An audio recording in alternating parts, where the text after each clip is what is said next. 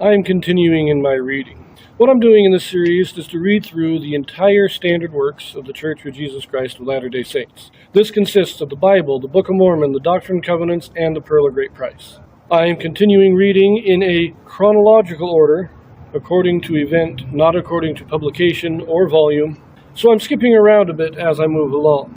We continue in the Gospels. Now we have reached about the end of the first year of the Christ's mortal ministry. We've had many discourses, many sermons, a lot of parables were taught, and a lot of healing has been going on. Christ has performed many miracles. Most of them miracles of healing, although he did calm the tempest. And we also read about the execution of John the Baptist.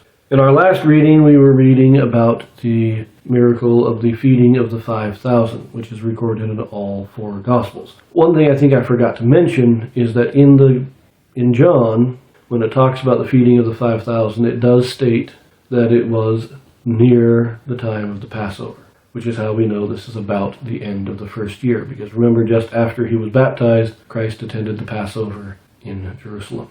So that's where we left it. Now we're going to pick this up again, this time reading in three Gospels, but not the Synoptic Gospels. We're going to be reading in Matthew, Mark, and John. In this video, we have a Joseph Smith translation. Now, what the Joseph Smith translation is, this is a translation or correction done by Joseph Smith to restore those passages that have been lost or corrupted over the years. So we're going to just go in order. Matthew, chapter 14, verses 22 through 36. And straightway Jesus constrained his disciples to get into a ship and to go before him unto the other side, while he sent the multitudes away. And when he had sent the multitudes away, he went up into a mountain apart to pray. And when the evening was come, he was there alone. But the ship was now in the midst of the sea, tossed with waves, for the wind was contrary. And in the fourth watch of the night, Jesus went unto them, walking on the sea. And when the disciples saw him walking on the sea, they were troubled, saying, It is a spirit. And they cried out for fear. But straightway Jesus spake unto them, saying, Be of good cheer, it is I, be not afraid. And Peter answered him, and said, Lord, if it be thou, bid me come unto thee on the water. And he said, Come. And when Peter was come down out of the ship, he walked on the water to go to Jesus. For when he saw the wind boisterous, he was afraid, and beginning to sink, he cried, saying, Lord, save me. And immediately Jesus stretched forth his hand and caught him, and said unto him, O thou of little faith, wherefore didst thou doubt? And when they were come into the ship, the wind ceased. Then they that were in the ship came and worshipped him, saying, Of a truth thou art the Son of God. And when they were gone over, they came into the land of Gennesaret. And when the men of that place had knowledge of him, they sent out into all that country round about, and brought unto him all that were diseased, and besought him that they might only touch the hem of his garment, and as many as touched were made perfectly whole. So we once again have people just touching him to get healed. But this is after feeding the 5,000. He says, I'll send the people away, you go off on the ship, you go back to Capernaum. And then it's the fourth watch of the night. Now a watch was 3 hours. It was generally considered you had 12 hours a day, 12 hours of night. And so the fourth watch would be in the last 3 hours of the night. So we would consider between 3 and 6 in the morning. And he's walking on the water, and Peter asks, If it's you, Christ, let me come to you. And Christ says, Come on. And Peter walks on the water. He's the only other person recorded in history. Christ walked on the water, Peter walked on the water. Now Peter, his mortal common sense got the better of him when he started seeing the waves slapping up against his legs. He got a little fearful.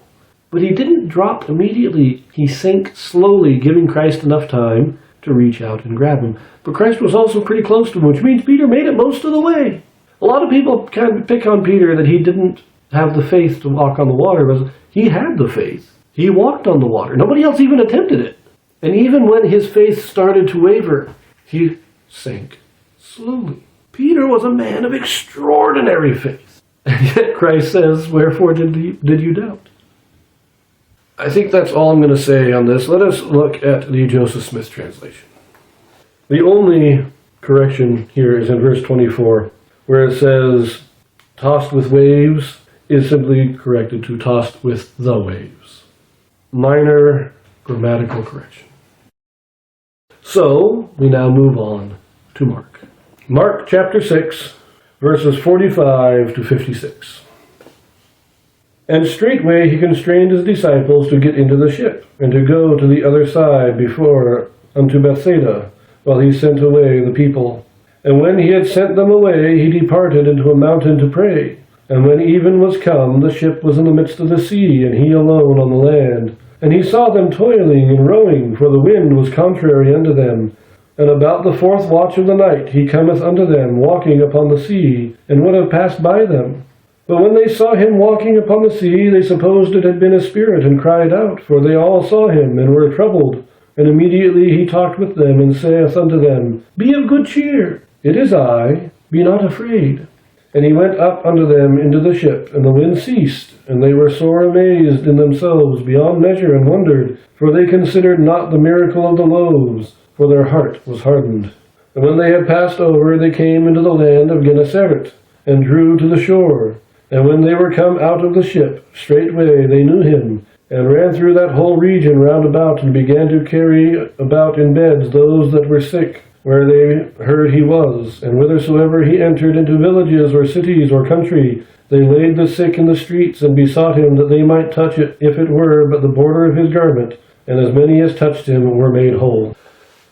So Mark doesn't have the account of Peter walking on the water. That seems to be unique to Matthew. But everything else is basically the same. They go to Gennesaret, where he heals by people touching the hem of his garment. Now it does say he sent them to Bethsaida, but then they go to Gennesaret. Now this is a little odd in that Capernaum, we have Capernaum is in the northwest, Bethsaida is kind of east of that, and then you have a town called Magdala down south of it, and it is thought that Gennesaret would be between Capernaum and Magdala, which means that Christ would have sent them to Bethsaida, but instead they go down to Gennesaret. That's a little odd. Now, it could be that Gennesaret was actually the region between Capernaum and Bethsaida. Just a little oddity there.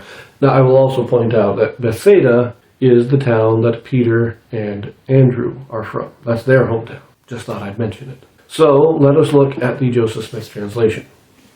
There are a number of them here, but they're just minor, so verse 45, instead of to the other side before unto Bethsaida, we have the correction to the other side before him unto Bethsaida. In verse 48, at the end there says, and would have passed by them. The correction states, as if he would have passed by them. So he was waiting for them to notice him. He was just going to walk on, see if they noticed.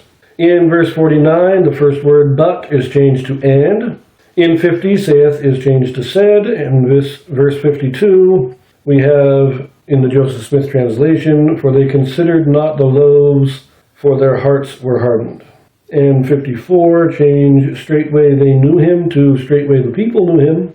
And then in 56, the word garment is simply pluralized to garments. So minor grammatical corrections and clarifications.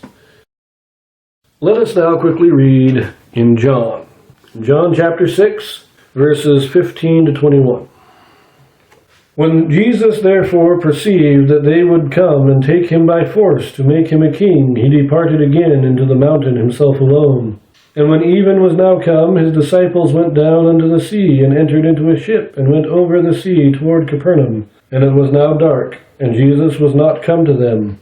And the sea arose by reason of a great wind that blew. So when they had rowed about 25 or 30 furlongs, they see Jesus walking on the sea, and drawing nigh unto the ship, and they were afraid. But he saith unto them, It is I, be not afraid.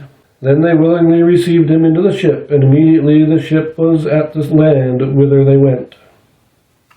Very little detail here. Now it says that they were going to try and force him to be king.